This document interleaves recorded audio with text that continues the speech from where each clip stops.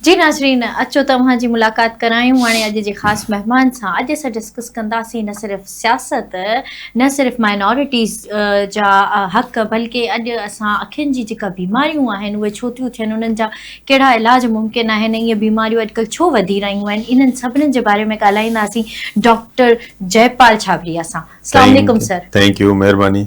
Sir कीअं आहियो? ठीकु आहियो? बिल्कुलु सही आहियां। महिरबानी अव्हांजी जो अव्हां असांजे प्रोग्राम में असांजे सॾ ते आहियो। बिल्कुलु।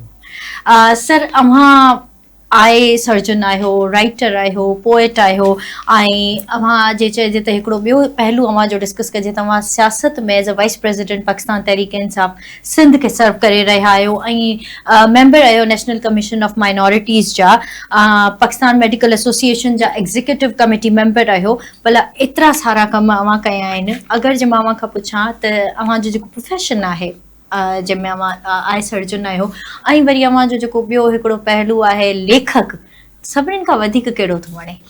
अच्छा, सभु पंहिंजी जाइ ते इम्पोर्टेंट हूंदा आहिनि, छाकाणि त असां जंहिं सोसाइटी में रहूं था त जेको सेंसिटिव माण्हू हूंदो आहे, हसास माण्हू हूंदा आहिनि, त उहे को बि जॾहिं ज़ुल्म ज़्यादतियूं ॾिसंदा आहिनि त पोइ उन्हनि खे ॾुख थींदो आहे, बर्दाश्त न थींदो आहे।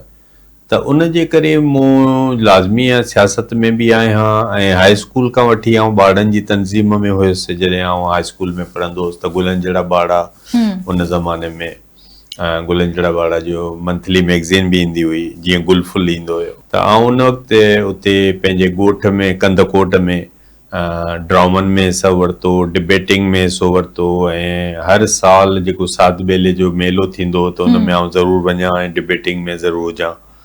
त उन खां पोइ वरी ॿाहिरि निकितुसि हैदराबाद जॾहिं फर्स्ट ईयर एंटर कई। त इहे जेको हसास माण्हू हूंदा आहिनि उहे सभिनी शयुनि खे टच करणो। मेडिकल त हाणे मुंहिंजो प्रोफेशन आहे त इन करे आउं पाकिस्तान मेडिकल एसोसिएशन जो हिसो आहियां। सियासत ईअं इन करे आहे त हिन मुल्क में जेको मुल्क तब्दील थींदो उहे सियासी माण्हू ई तब्दीली आणींदा, छो जो काइदे आज़म ख़ुदि हिकिड़ो सियासी माण्हू हुयो जंहिं पाकिस्तान खे ठाहियो, त उन जे करे सियासत करणी थी पए। बाक़ी जेको लिखण ऐं पढ़ण जो आहे उहो त हसास माण्हू पंहिंजो इज़हार कंदो आहे, राय लिखंदो आहे, त उन करे पोइ मज़मून नवीसी में टाइम थोरो ज़्यादा लॻंदो आहे रीराइट करण में, त पोइ मां हुनखे शाइरी मूंखे बहितर लॻो। हूअं मूं कालम बि लिखिया। हाणे आउं रिसेंटली कोशिशि कयां पियो त काइदे आज़म ते आउं हिकिड़ो अंग्रेज़ी में किताबु लिखां, ऐं मुंहिंजी परसेप्शन आहे त Quaid-e Azam was secular and Pakistan was created as a secular country. त आउं उन ते लिखां थो ऐं उनखे फाइनल करे, त इन करे पोइ आउं शाइरी बि कंदो आहियां। उन जे करे त जेके असीं ज़ुल्म ज़्यादतियूं सोसाइटी में ॾिसूं था त उन्हनि खे पंहिंजो किथे न किथे जेको राइटर हूंदो आहे एक्सप्रेस कंदो आहे, इहो आहे। अच्छा सर, ॻाल्हि कजे जे अव्हांजे प्रोफेशन जी, त अव्हां आई सर्जन आहियो, त अखियुनि जी बीमारियूं जेके आहिनि उहे छो पियूं अॼुकल्ह वधियूं वञनि? हिकिड़ो त मां सम्झां थी त जेकर असां जेके ॿारनि खे मोबाइल फ़ोन्स ॾेई छॾिया आहिनि, स्क्रीन टाइम जो केतिरो इफेक्ट उन्हनि ते थिए थो, ऐं हू कहिड़ा जेके आहिनि सभई प्रिकॉशन्स वठी सघनि था, उन्हनि बीमारियुनि खां बची सघनि था, या उन्हनि जा अच्छा, मां इहो बि ज़रूरु पुछणु चाहींदुसि त छा पाकिस्तान में हिन वक़्तु एडवांस जेके अगरि चइजनि त उहे ट्रीटमेंट आहिनि अखियुनि जा, या अञा ताईं असां उन ट्रेडिशनल शयुनि ते ई पिया हलूं? न, हिते तमामु घणो सुठा इलाज पाकिस्तान में अवेलेबल आहिनि। बाक़ी कुझु शयूं जेके आहिनि माण्हुनि खे, पर मेजॉरिटी जेका सर्जरी थियनि थियूं उहे हिते थियनि थियूं पियूं पाकिस्तान में, त इन जे करे उनजे कोन। बाक़ी जेको तव्हां पुछा कई त जेको मोबाइल जो इस्तेमालु आहे उन सां, इहा हिकिड़ी मिथ आहे त पाण जेको हथनि सां जेको माण्हू घणो कमु कंदो आहे त उनजा हथ कमज़ोर कोन थींदा आहिनि, त अखियूं बि अहिड़ी तरीक़े सां आहिनि त उहे कमज़ोर न थींदियूं आहिनि। उहो जेतिरो बि तव्हां वर्क करणु चाहियो, लिखणु चाहियो, कंप्यूटर ते वेहणु चाहियो, पर हिन में कुझु शयूं थींदियूं आहिनि त तव्हांजी ब्लिंकिंग जी थोरी टाइम ड्यूरेशन वधंदो आहे त तव्हां फोकस था कयो, त उन में ड्राइनेस थी सघे थी कुझु माण्हुनि खे, त उहो ड्राई आइज़ जा ड्रॉप्स ईंदा आहिनि, उहो तव्हां इस्तेमालु कयो, या कलाकु ॿिनि कमु करण खां पोइ थोरो ब्रेक वठो। बाक़ी इहो कोन थींदो आहे त आईसाइट उन सां ख़राब थी वञे। त असां वटि कॾहिं कॾहिं ईंदा आहिनि एज़ अ पेशेंट पेरेंट्स, ॿारनि खे उते ई जेको आहे दड़का ॾियणु शुरू कंदा आहिनि, डॉक्टर साहिबु हिन खे सम्झायो, त पर मां त चवंदुसि त असांजे ॿारनि खे बल्कि इंस्पायर करणु खपे त गूगल ते सिर्फ़ु म्यूज़िक ऐं ड्रामा न, पर पढ़ाई करणु। बिल्कुलु त मां सम्झां थो त इन सां को हू कोन थो। मूं जॾहिं गूगल ते पंहिंजो लिखियो त मूंखे 30 यूनिक पॉइंट्स क़ाइदे आज़म जूं मिलियो। त अॻे तव्हांखे किताब ॻोल्हणा पवंदा, हाणे तालीम सवली, जस्ट क्लिक अवे असां वटि सभु शइ सभु अवेलेबल शइ आहे, आहे। सॼी इंफॉर्मेशन त अवेलेबल आहे। असांजे ॿारनि खे गाइड करणु खपे। तव्हां यूनिवर्सिटी में बि पढ़ाईंदा आहियो त असांजा ॿार गूगल खे अञा ताईं नॉलेज लाइ इस्तेमालु नथा करनि। सर हाणे त आउं चवंदसि त गूगल खां वधीक एडवांसमेंट थी वई आहे, एआई अची वई हा आहे। हा हा बिल्कुलु, चैट जीपीटी तव्हांखे सभु ॿुधाए थो जी जी जी। त तव्हां हुन खां शयूं पुछा कयो, तव्हांखे गाइड करे थो। त मां सम्झां थो बाक़ी त अखियुनि जूं बीमारियूं इन करे जेको वधनि पियूं, अॻे माण्हुनि खे शायदि शऊर न हूंदो हुयो, हिक ॿिए से असांखे मीडिया जे ज़रिए हाणे ख़बर पवे थी। ऐं बाक़ी वधण जो तरीक़ो इहो आहे त पाकिस्तान में सिर्फ़ु अखियुनि जूं बीमारियूं न, दिलि जा अटैक वधी विया आहिनि ऐं शुगर नंबर 1 थी वई आहे। मुंहिंजी हिकिड़ी डिप्लोमा डायबिटीज़ में बि आहे, त मां डायबिटीज़ ते बि काफ़ी लेक्चर कंदो आहियां। त पाकिस्तान में छाकाणि त प्रिवेंशन ते कमु कोन्हे, त इन जे करे जेके इलेक्ट्रॉनिक मीडिया में इन ते प्रोग्राम थियणु खपनि, गवर्नमेंट ख़ुदि सिलेबस में विझे, त इन जे करे असांजा माण्हू 40-50 सालनि जी उमिरि में उन्हनि खे हार्ट अटैक थिए थो, मौत थी थो वञे। डायबिटीज़ में असीं वर्ल्ड में नंबर 1 थी विया आहियूं, पूरी दुनिया खां असां अॻिते निकिरी विया आहियूं।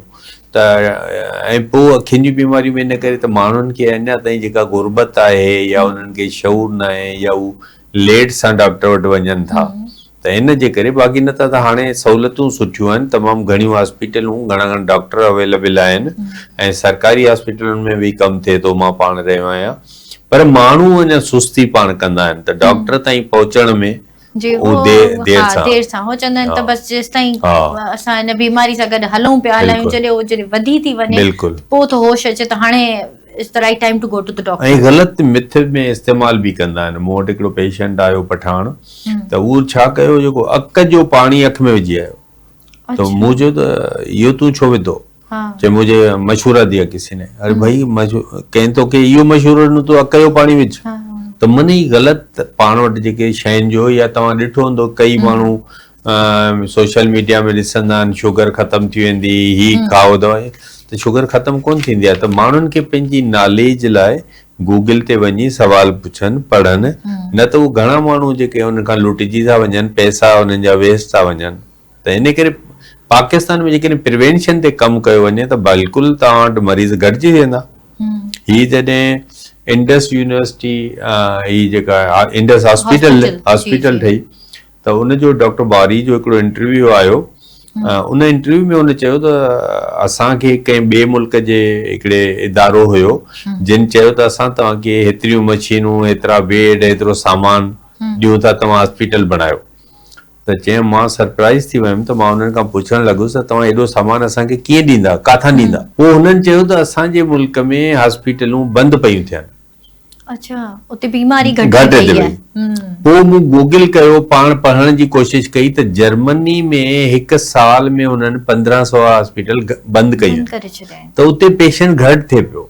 छाकाणि प्रिवेंशन, चाहे त उते माण्हुनि खे जॾहिं ख़बर आहे तव्हां साफ़ पाणी पियो, साफ़ तरीक़े सां रहो, तव्हां पंहिंजे 20 मिंटनि खां 30 मिंट ताईं वॉक कयो, पंहिंजो जेका एन्युअल टेस्ट करायो, त जीअं तव्हांखे लिपिड प्रोफाइल नॉर्मल हुजे, शुगर न हुजे, त जैपनीज़ माण्हू त 100 साल ज़िंदा रहनि था, हुननि जी एॾी उमिरि आहे, ऐं असांजा माण्हू 30-40 सालनि में मरनि था।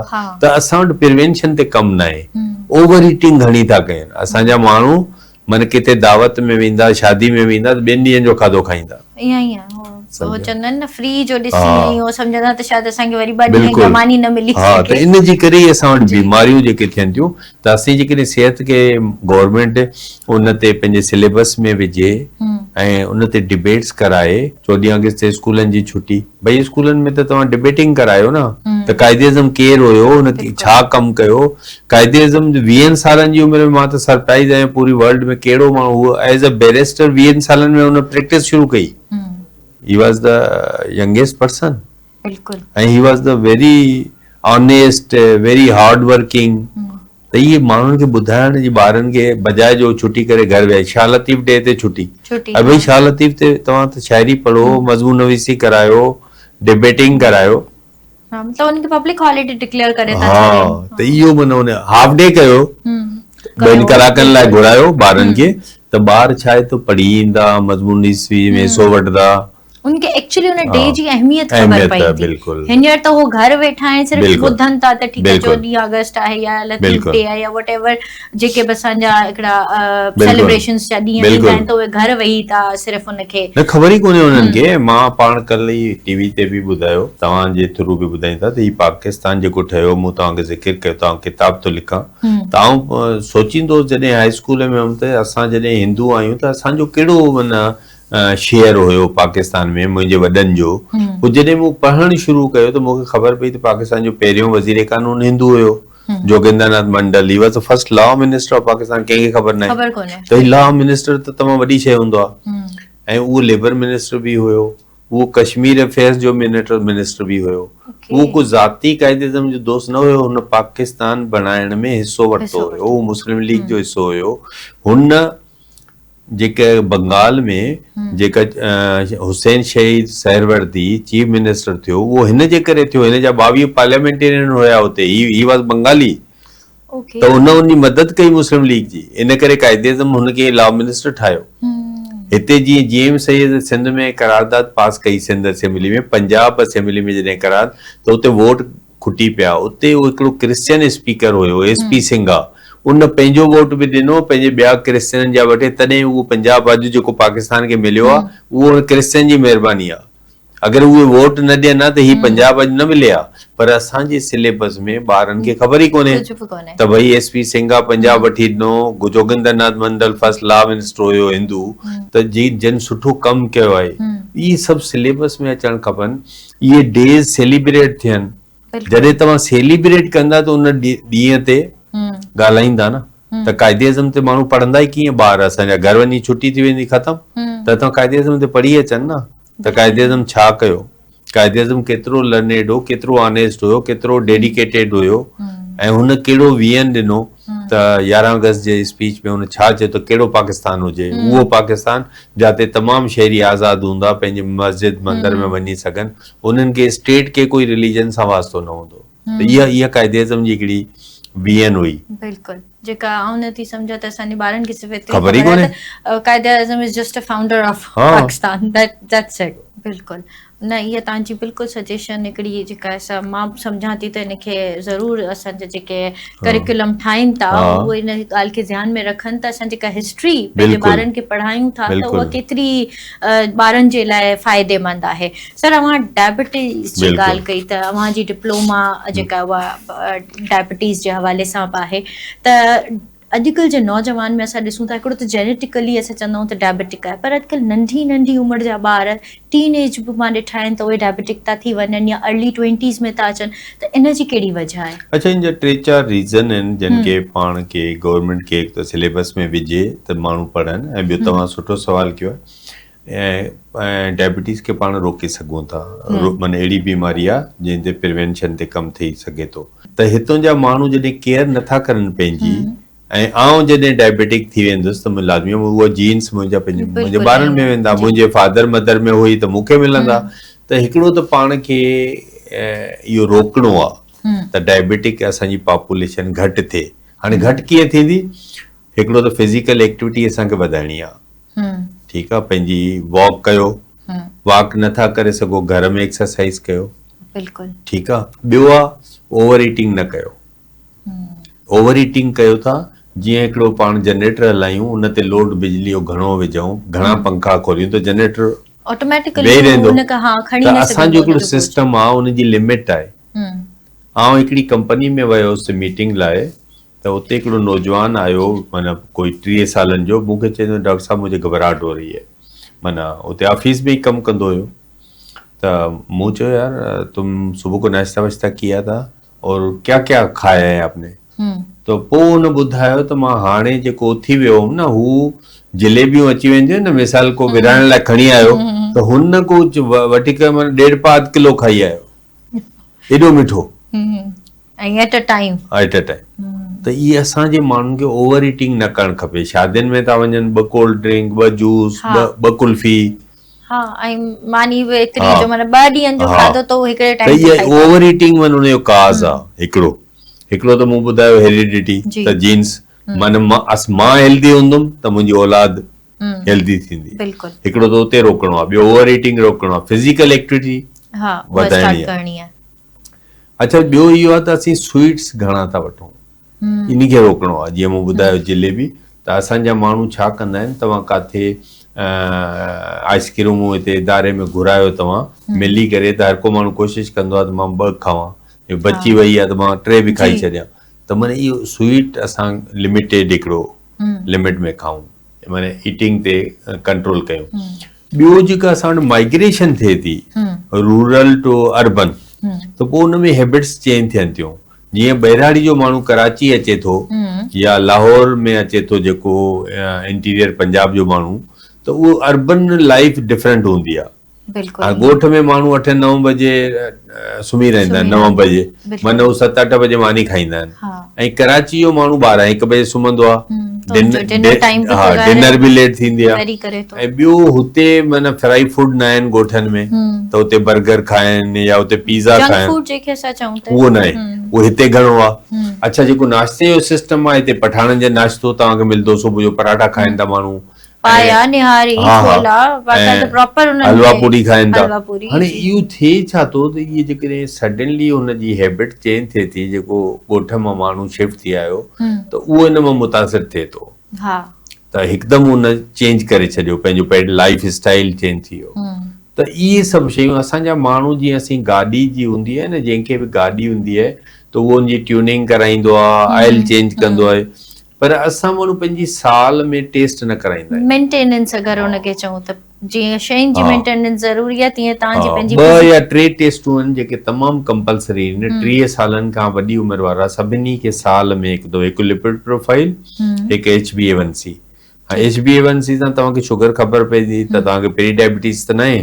प्री डायबिटीज़ खे बि रोकबो न, त प्री डायबिटीज़ उहा आहे अर्ली स्टेज ऑफ डायबिटीज़, माना उहो डायबिटिक न आहे, पर हुनमें चांसेस आहिनि, मतलब he is prone to be diabetic.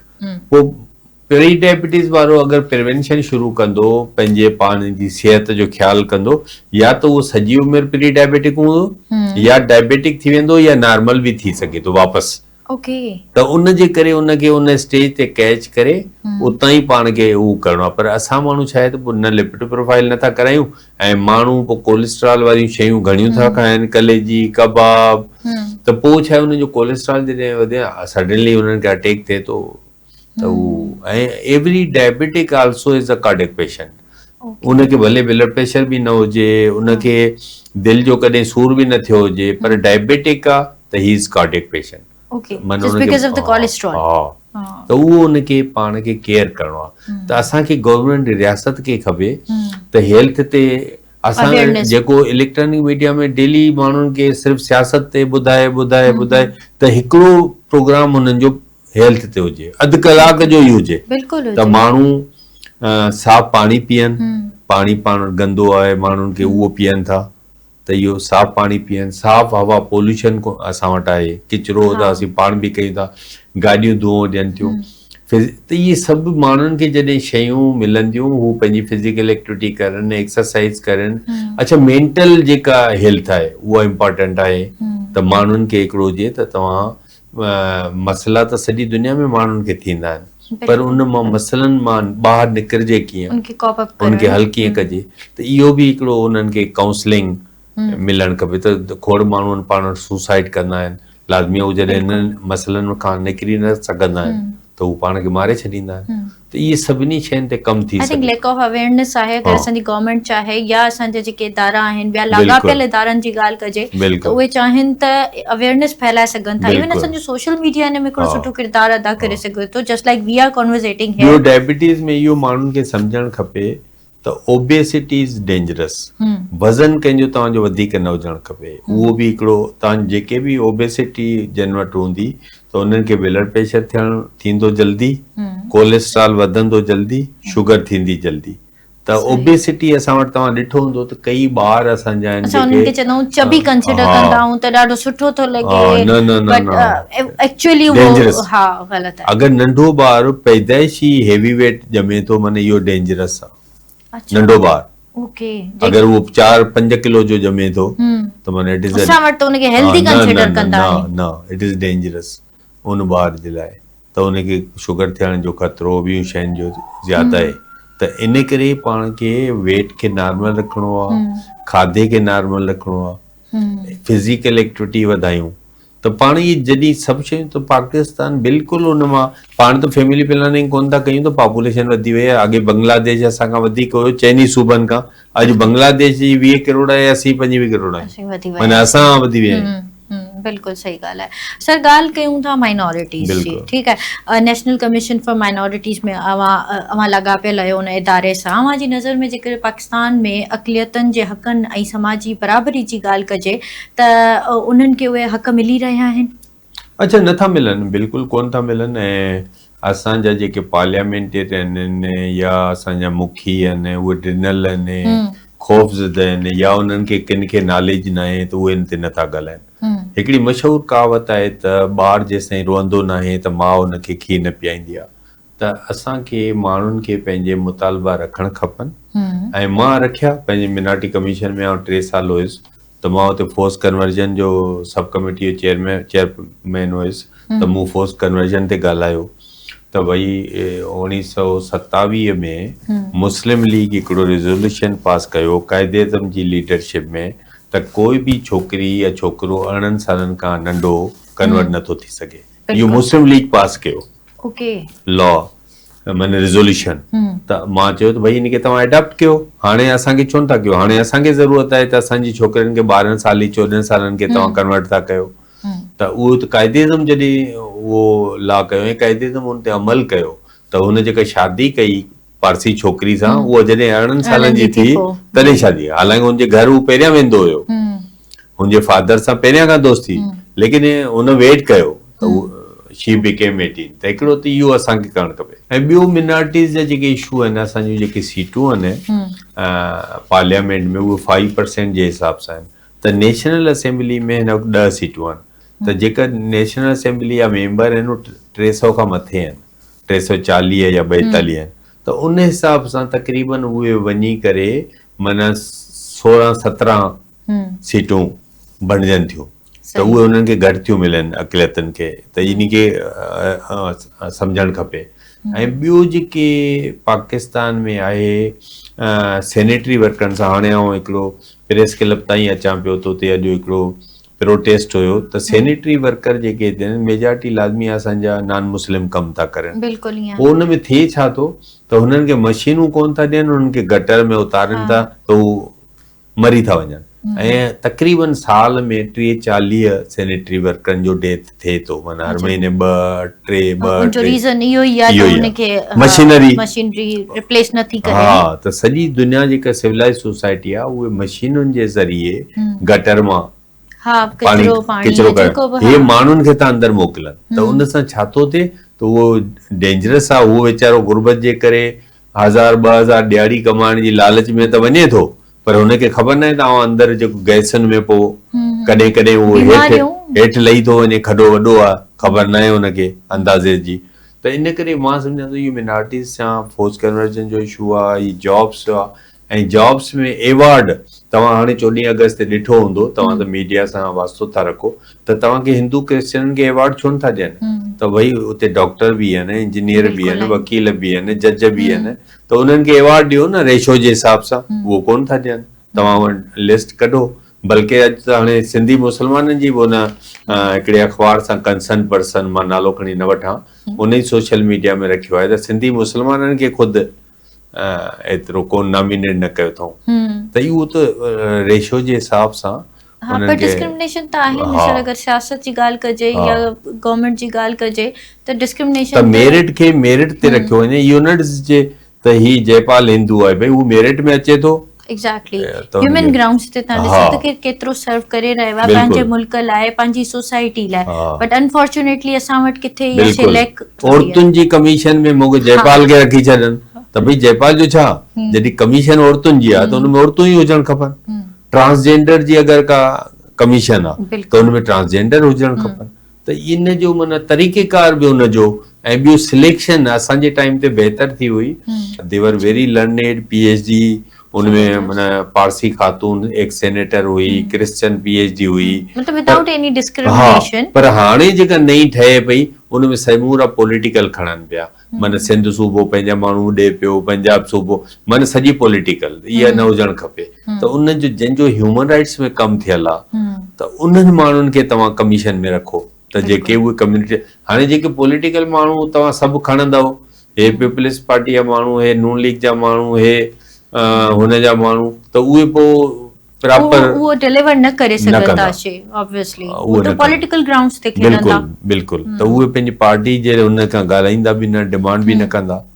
So political grounds जी ॻाल्हि कंदे हिनखे अॻियां वधायूं था। लोकल गवर्नमेंट तव्हां छा त सम्झो त जेतिरो डिलीवर हुनखे करणु घुर्जे उहो ओतिरो डिलीवर करे सघी आहे, जे न त हुनखे कीअं एम्पावर कजे? ॾिसो वेरी सिंपल आहे न, तव्हां गवर्नमेंट जो हिकिड़ो त जेका बि सभई सूबा आहिनि न, उन्हनि मेंटली तयार ई न आहिनि त उन्हनि खे पावर ॾियनि कोन था। ठीकु आहे, पावर जो मतिलबु आहे त उनखे बजट बि नथा ॾियनि, त तव्हां प्रॉपर बजट ॾियो ऐं उन्हनि जी ऑडिट बि रखो ऐं उन्हनि खां पुछा ॻाछा बि कयो ऐं उन्हनि खां कमु बि वठो, पर इहो थिए नथो। त सिंध में बि कोन थो थिए, पंजाब में बि नथो थिए, सभिनी सूबनि में। त उहो जेके लोकल गवर्नमेंट आहे इन करे असांजी फेल आहे। हिकिड़ो त पॉलिटिकल जेतिरा बि माण्हू अचनि था न, पोइ लोकल गवर्नमेंट में हुजनि या असेंबलियुनि में, उहे सिर्फ़ु उन्हनि जो वेस्टेड इंटरेस्ट आहे त पैसो केतिरो कमायूं, माना उहो कम्युनिटी खे डिलीवर नथा कनि। जॾहिं तव्हां वटि इहो एम्बिशन ई न हूंदो, जीअं मां तव्हांखे नंढिड़ो मिसाल ॿुधायो त मां पंहिंजी बिल्डिंग जी सोसाइटी में आयुमि, त असांजो उते जेको ठीके जो सिस्टम हुयो, मूंखां अॻु में 8 लख में उन्हनि ठीको ॾिनो हुयो, ऐं अॼु उहो 8 लखनि वारो कमु असीं 4 लख में था कयूं, माना 4 लैख सेविंग। 4 लैख 4 लख ऑलरेडी वो करप्शन जे ज़ुमरे में करप्शन है, माना 50%। त असांजे मुल्क में सॼो इहो थिए पियो, उहो बल्दिया हुजे या असेंबली वारा मेंबर हुजनि, मिनिस्ट्रियूं हुजनि, एजुकेशन तबाह आहे। मां 14 अगस्त ते चैनल ते चयो, पोइ हुननि वरी नशर बि न कयो आहे। त इहो आहे त भई हिन असीं आज़ाद त थियासीं, न असां वटि गैस आहे, न असां वटि बिजली आहे, न असां वटि पाणी आहे, न असां वटि पॉल्यूशन ख़तमु थिए थो, न असां वटि फैमिली प्लानिंग आहे। त ही माण्हू, ऐं इहो बि न आहे त आउं चलो 5 साल इंतज़ार कयां, 5 सालनि खां पोइ पाकिस्तान में 100% बिजली, ऐं इन जा ज़रिया बि आहिनि, हिननि खे सिखणु खपे। त हाणे तव्हां सोलर, बेनज़ीर जा जेके इनकम सपोर्ट जा पैसा आहिनि, इहे समूरा जो समूरा तव्हां सोलर सिस्टम में लॻायो, सॼे मुल्क खे बिजली या इंडस्ट्रीज ठाहियो, रोज़गार पैदा कयो, माण्हुनि खे एम्पावर कयो, स्टेप बाय कयो न, भई सोलर सिस्टम सां सॼे मुल्क खे बिजली ॾियो न। त ही लोड शेडिंग केॾो अज़ाब आहे, बसि जेके ग़रीब एरिया आहिनि 2 कलाक बिजली अचे थी, वरी 2 कलाक वञे थी, 2 कलाक अचे थी, अच्छा गैस कोन्हे, माण्हुनि खे सिलेंडर, त इहे सभु शयूं पॉसिबल आहिनि। असीं ईरान खां गैस वठी सघूं था, असीं रशिया खां वठी सघूं था, जिन वटि अफगानिस्तान जहिड़े मुल्क में लोड शेडिंग कोन्हे, उते पोलियो कोन्हे, असां अच्छा पोलियो आहे 2 मुल्कनि में आहे, बसि पाकिस्तान ऐं अफगानिस्तान, माना इंडिया में न आहे, बांग्लादेश में न आहे, श्रीलंका में न आहे, नेपाल में न आहे, सिर्फ़ु असीं 2 मुल्क आहियूं। असीं 2 मुल्क इन खे बीमारी खे, पाकिस्तान त एॾो एजुकेटेड कंट्री आहे त उनखे त इन ते बाक़ाइदे मथो जोड़े वेहणु खपे त असांखे ख़तमु करिणो आहे, पर कोन कनि पिया। त इन जे करे असीं बिजली, गैस, पाणी, जेसिताईं माना बिजली सस्ती न हूंदी त असांजी इंडस्ट्री कीअं कॉम्पीट कंदी। मां हिकिड़ी इंडस्ट्री में कैंप लॻाई, मेडिकल कैंप हुई, त मूं हुननि खां सवाल पुछो, उते जीन्स जो कपिड़ो ॾाढो ज़बरदस्त ठहे पियो, जीन्स जो कपिड़ो बि हुयो ऐं टेक्सटाइल जूं माना बेडशीटूं। पोइ मूं हुननि खां पुछो त ही तव्हां जीन्स जो कपिड़ो आहे, पर पेंटूं छो न आहिनि? त हुननि चयो त असां माना जेके ॿाहिरि जा असांजा पड़ोसी मुल्क आहिनि, असां वटि बिजली महांगी जे करे असां कॉम्पीट नथा करे सघूं, इन जे करे असीं सिर्फ़ु कपिड़ो था सेल कयूं, छो त उनमें बिजली हिननि खे महांगी थी पए। बिजली जेसिताईं महांगी हूंदी त जेको नेपाल जंहिं रेट ते, बांग्लादेश, इंडिया सेल था करनि, त उन रेट ते ही नथा करे सघनि, छो जो हिननि खे बिजली महांगी आहे, लोड शेडिंग आहे। त इन जे करे गवर्नमेंट खे खपे त असीं अहिड़ी पॉलिसी ठाहियूं त असांजी इंडस्ट्री ग्रो करे बिल्कुलु ऐं जेतिरी इंडस्ट्री ग्रो कंदी उते ओतिरियूं नौकरियूं पैदा थींदियूं असांजी औरतुनि खे economy मर्दनि खे स्टेबल थींदी त इहे मन असां वटि पॉलिसियूं न आहिनि बिल्कुलु। इन करे असीं बिजली गैस पाणी सभु हर मसइले में फाथल आहियूं रोड ख़राब त डेवलपमेंट जेके बेसिक नेसेसिटीज़ गवर्नमेंट खे ॾियणु घुरिजनि गवर्नमेंट उन खे ई असां खां परे रखी छॾियो आहे बिल्कुलु उहो ॻाल्हि प्लानिंग ई न आहे त असीं जी। चलो ईंदड़ 5 सालनि में भई को स्टेबल थी वेंदासीं उहो पर न को आहे, चांसिस उहो कोन्हे न जी नाज़रीन ॻाल्हियूं त खोड़ सारियूं आहिनि ऐं डॉक्टर साहिब सां ॻाल्हाईंदे तमामु घणो सुठो लॻी रहियो आहे कि एतिरियूं असां रियलिटी जेका चइजे थो उहा डिस्कस करे रहिया आहियूं पर असां छा कयूं जो असांजे प्रोग्राम जो वक़्तु जेको उहो पंहिंजी पुॼाणीअ ते पहुचे थो डॉक्टर साहिब महिरबानी अव्हां जी आख़िर में मां चाहींदसि त जेके अव्हांखे ॿुधी रहिया आहिनि ॾिसी रहिया आहिनि अव्हां उन्हनि खे कहिड़ो पैगाम ॾियणु चाहींदव बिल्कुलु मुंहिंजो हिकिड़ो ई पैगाम आहे ऐं नौजवाननि खे ऐं समूरनि माण्हुनि खे त असीं जंहिं बि इदारे में जिते बि कमु था कयूं या प्राइवेट कयूं था असीं ईमानदारी सां कमु कयूं क़ाइदे आज़म मोहम्मद अली जिन्ना जे ईमानदारी खे फॉलो कयूं त उहो वॾो ईमानदार हुयो मेहनती हुयो करप्शन जे ख़िलाफ़ हुयो ऐं असांजो मुल्क बि तॾहिं तब्दील थींदो जॾहिं असीं प्रॉपरली कमु कंदासीं ईमानदारी सां असांजा ॿार ॾाढा इंटेलिजेंट आहिनि ज़हीन आहिनि ऐं उहे दुनिया जे ॿारनि खां घटि कोन्हनि पर असां एजुकेशन सिस्टम जेसिताईं बहितर न कंदासीं जेसिताईं हेल्थ सिस्टम खे बहितर न कंदासीं जेसिताईं डेवलपमेंट बहितर न कंदासीं करप्शन बहितर न कंदासीं ट्रैफिक जो सिस्टम सही न कंदासीं त असांजा जिते 10 मिंटनि में पहुचण वारो असीं 1.5 कलाक 2 कलाकनि में पहुचूं था त इन जे करे हिकिड़ो ई पैगाम आहे हिकिड़ो गवर्नमेंट लाइ आहे ॿियो आवाम लाइ गवर्नमेंट खे खपे त प्लानिंग करे त ईंदड़ 5-10 सालनि में असां वटि बिजली गैस पाणी में ख़ुदि कफ़ील थी वञूं ऐं अवाम लाइ इहा आहे त जिते बि हुजूं डॉक्टर इंजीनियर वकील या मीडिया जा माण्हू पंहिंजी ईमानदारी सां कमु कयूं ऐं पंहिंजे मुल्क जो नालो रोशन कयूं बिल्कुलु तमामु सुठी ॻाल्हि कई डॉक्टर साहिबु अव्हां महिरबानी अव्हां जी हिकु भेरो ॿीहर ऐं जी नाज़रीन हाणे असांखे ॾींदा इजाज़त वरी सुभाणे अव्हां जे आॾो हाज़िर थींदासीं नए मौज़ू ऐं नए महिमान सां गॾु तेसिताईं अल्लाह हाफ़िज़